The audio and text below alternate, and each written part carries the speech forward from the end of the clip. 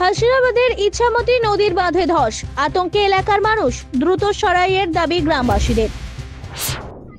আমাদের এখানে সমস্যা, আমাদের এখানে নদীর ধারে বাস করতে হয় ছেলেপিলে নিয়ে, আর এখানে প্রত্যেক বছর এরকমই ভাঙে।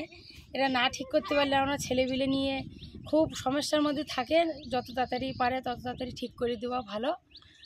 আর হচ্ছে জল ঢুকে গেলে আমাদের ঘর বাড়িতে নিয়ে ছেলেপিলে নিয়ে খুব অসুবিধার মধ্যে থাকতে হয়। কি চাইছেন কি? আমাদের যত তাড়াতাড়ি পারে এইটা ঠিক করে দিতে। হাসনাবাদের বরুণহাট রামেশ্বরপুর পঞ্চায়েতের পালপাড়া এলাকার ইচ্ছামতি নদীর ঘটনা। এখানে ইচ্ছামতি নদীর একদিকে ভারত, অন্যদিকে বাংলাদেশ।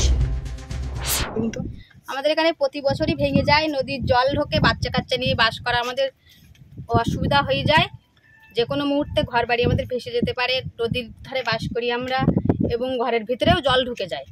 নদীর এই বাঁধ তাড়াতাড়ি মেরামত না করলে আমরা এখানে বাচ্চা কাচ্চা নিয়ে থাকবো কিভাবে? ওপারে কি? ওপারটা বাংলাদেশ, এপারটা ইন্ডিয়া।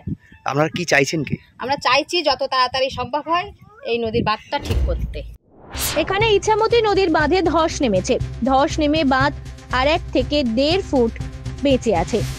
বড় জোয়ারের জলের ধাক্কায় যখন তখন পুরো বাঁধটাই ভেঙে জলে তলিয়ে যেতে পারে।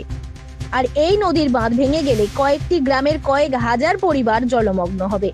ক্ষতি হবে একদিকে যেমন সাধারণ মানুষের, অন্যদিকে চাষের জমি এবং মাছের ভেড়ির। তাই এলাকার মানুষ চাইছে অবিলম্বে এই বাঁধ মেরামত করুক সরকার। এই বিষয়ে বরুণহাট রামেশ্বরপুর পঞ্চায়েতের প্রধান আবুল কালাম বলেন, হ্যালো, গুড মর্নিং দাদা। মর্নিং দাদা, শুনতে পাচ্ছেন তো দাদা? হ্যাঁ, এবার শুনতে পাচ্ছি দাদা। বলছি দাদা, আপনার পঞ্চায়েতের ওই পালপাড়া বলে এলাকা ইচ্ছামতি নদীর ধারে ধস নেমেছে। এলাকার মানুষ রীতিমতো আতঙ্কিত। দাদা ইরিগেশন তো ওখানে গিয়েছিল দাদা।